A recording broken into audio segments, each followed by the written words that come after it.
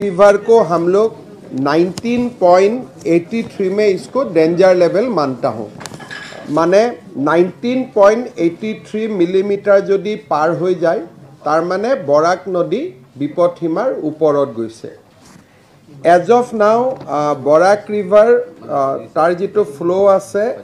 As of now it is 21.48 millimetre that means it is flowing above danger line আৰু obviously আমাৰ বৰাক উপত্যকা বৰাক ৰিভাৰৰ পানী danger লাইনৰ ওপৰত আছে আৰু বৰষুণৰ কাৰণে শিলচৰ টাউনত পানী জমা হৈছে আৰু বৰষুণত শিলচৰত পানী জমা হোৱা বাবে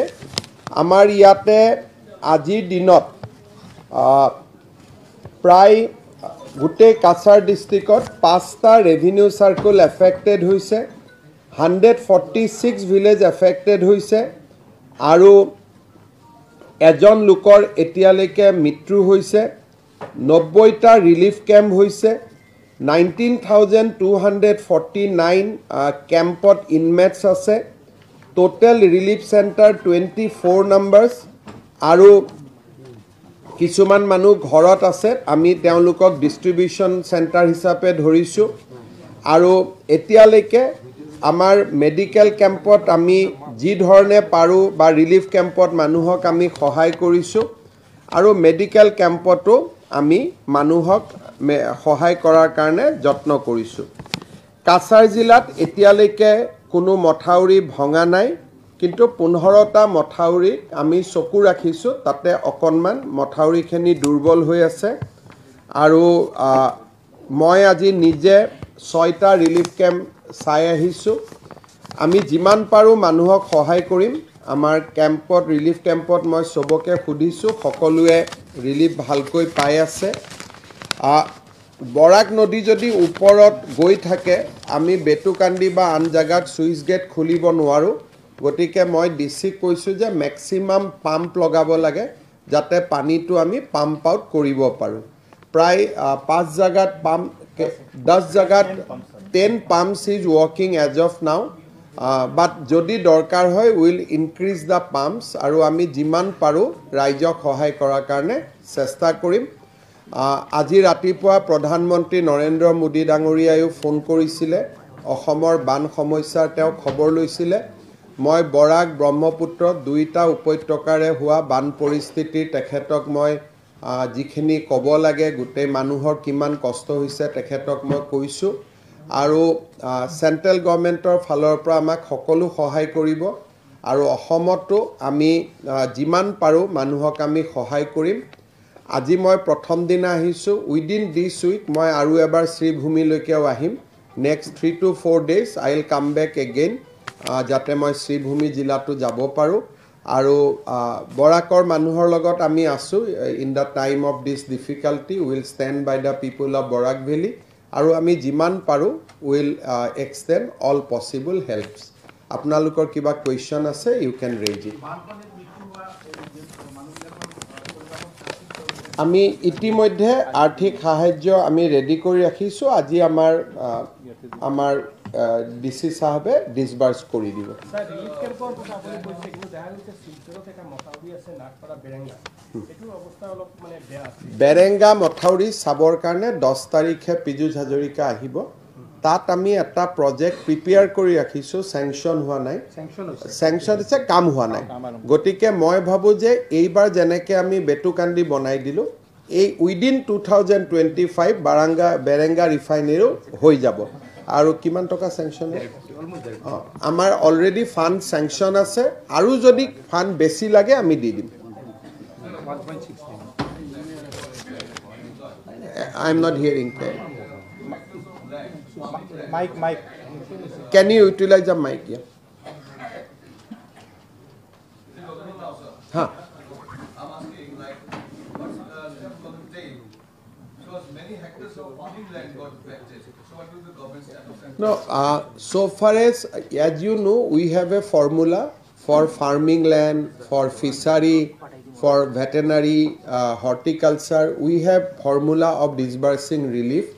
I have already advised DC to upload the names of the people who are suffering. We will help each and every family. Last year also we helped each and every family. This year also it will be my commitment. We will help each and every family affected by flood. Sir Katigara গ্রামন সেতুটোৰ কি অৱস্থা? Katigara Gamon Setu, we have asked NSIDCL to complete it in 60 days of time. Today I have reviewed it. They are delayed by 2 days, but I have asked them to improve the work. We will complete the Gamon Bridge by 28th July.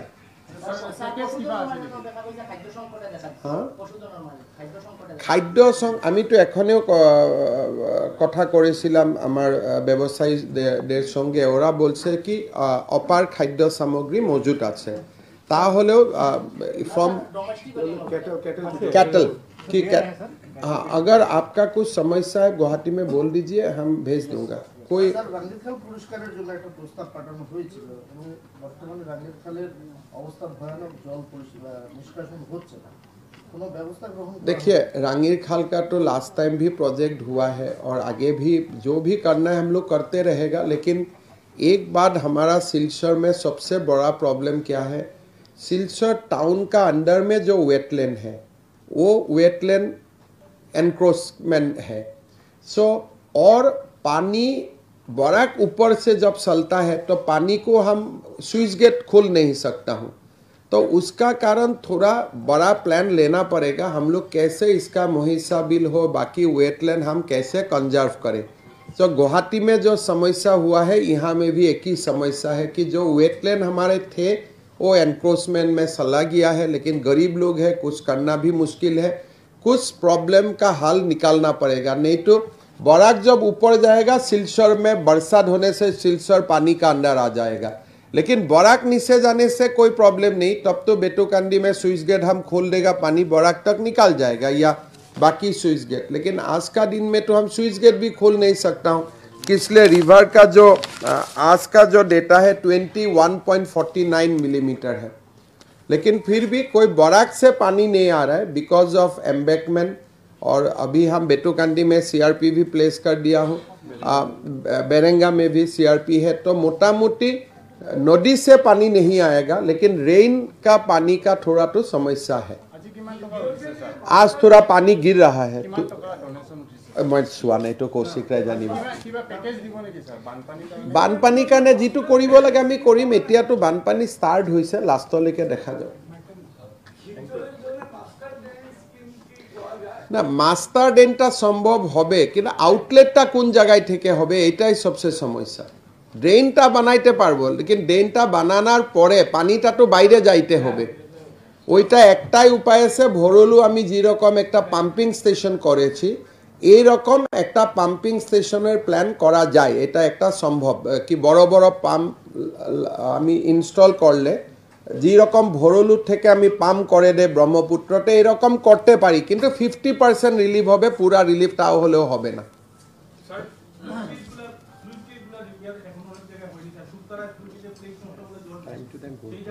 देखें এইগুলা repairing time to টাইমের ব্যাপার একবার repair করলেও 2 সালের পরে আবার repair করতে হয় तो আমার মন্ত্রী সাহেব আসবে 10 তারিখ he will inspect all the switch get all the embankment आप लोगों का कुछ सुझाव है तो आप लोग दे दीजिएगा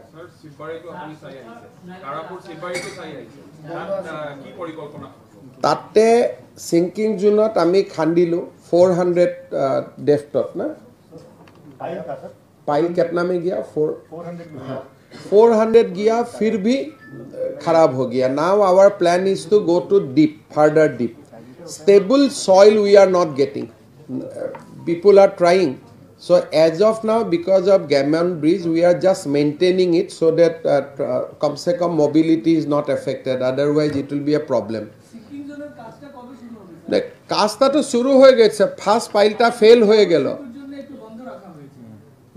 এখন তো গ্যামন সেতুর জন্য বন্ধ রাখা হয়েছে না হলে তো প্রচন্ড অসুবিধা হবে কিন্তু ফার্স্ট পাইলটা যেটা আমি করলো 400 মিটারে এটা ফেল হয়ে গেল এখন আবার নিচে যাইতে হবে ঠিক আছে আমার 4-5 দিনের পরে আমি আবার আসবে কথা চলে বার্তালাপ চলে থাকবে একটা প্রশ্ন স্যার 2022 ফ্লাডের পরে 2022 ফ্লাডের পরে এই বেতুকান্দিতে স্যার যে ডাইক বানানো হয়েছিল সেই ডাইকের একটা পাট্টা মাটির সমস্যা এখনো রয়ে গেছে প্রায় 10-12টা পরিবারের এবং ওইখানে ওই ডাইকটা এখনো কমপ্লিট হয়নি এই প্রবলেমটা এখনো সলভ হয়নি বহুত ট্রাই করছি নিজে লেন একুয়েশন করে পাম এডুকেশনের একটা বড় প্রবলেম আছে 10টা পরিবার আছে স্যার ডাইকটা এখনো কমপ্লিট হয়নি অল অফ জায়গায় এরিয়া নাই डिपार्टमेंट से पहले का पैसा आएगा तभी हम लोग कितना पैसा 5 करोड़ ठीक है देखो एक बार एस्टिमेट को देख लो मैं दे देता हूँ पैसा আর ওখানে আরেকটা স্লুইস গেট মন্ত্রী স্যার স্যাংশন করেছিলেন আর একটা সেপারেট স্লুইস গেট এটার কাজটা এখনো শুরু হয়নি ফার্স্টটা তো হয়েছে না ফার্স্টে হয়ে গেছে মাথাউরিটাও ভালো হয়েছে আর আজ বাকি কাজগুলো হয়ে থাকবে চিন্তা করে না স্যার বানপানীৰ কাৰণে তো স্কুলবিলাক বন্ধ ৰখা হৈছে তেনেকুৱা নহয় স্কুল য'ত পানী সোমাইছে এইটো স্কুল বনাব এপিএসসিৰ এটা পৰীক্ষা আহি আছে এইটো পিছুৱাব নেকি এতিয়াতো পানীটোতো কমিয়ে গৈ আছে কিন্তু এপিএসচিয়ে পৰীক্ষাটো যদি ফ্লাড হৈ থাকে তেতিয়াহ'লে ডেফিনেটলি পিছুৱাব বৰষুণ ফ্লাড হৈ থাকিলে কিন্তু যদি এনেই পিছুৱাই দিয়ে আমাৰ এপইণ্টমেণ্টটো পিছুৱাই যাব তেতিয়া নেক্সট বছৰৰ পৰীক্ষাটো আকৌ পাতিব নোৱাৰিম সেইটো কাৰণে ষ্টুডেণ্টছে ভাবিব লাগে এক্সাম হ'ব কিন্তু যদি কিবা কাৰণত আমি এক্সাম পাতিব নোৱাৰোঁ আমি পষ্টপন কৰিম কিন্তু পষ্টপনটো ভাবিব নালাগে এইটো ভাবিব লাগে যে এক্সাম হ'ব আমাৰ ফাৰ্ষ্ট এফৰ্ড হয় যেনে তেনে পৰীক্ষাটো পাতা নহ'লে পিছত দিগদাৰ হয় স্যার এনএইচআইডিসিএল এর কাজগুলো একদম ভালো হচ্ছে না স্যার সোলাই রোডের কাজ ভালো হয়নি ক্যাপিটাল টু রাঙ্গির খানের কাজ ভালো হয়নি রাস্তা 3 মাসে ভেঙে গেছে স্যার ঠিক আছে আপনি 2024 এ এসে আপনি যে ফান্ড স্যাংশন করেছেন সেন্ট্রাল গভর্নমেন্ট থেকে 3টা কাজ হয়েছে স্যার 3টা কাজই একদম ভালো ঠিক আছে আমি আগামীবার যখন শিলচরে আসবে আপনাদের সঙ্গে কাজ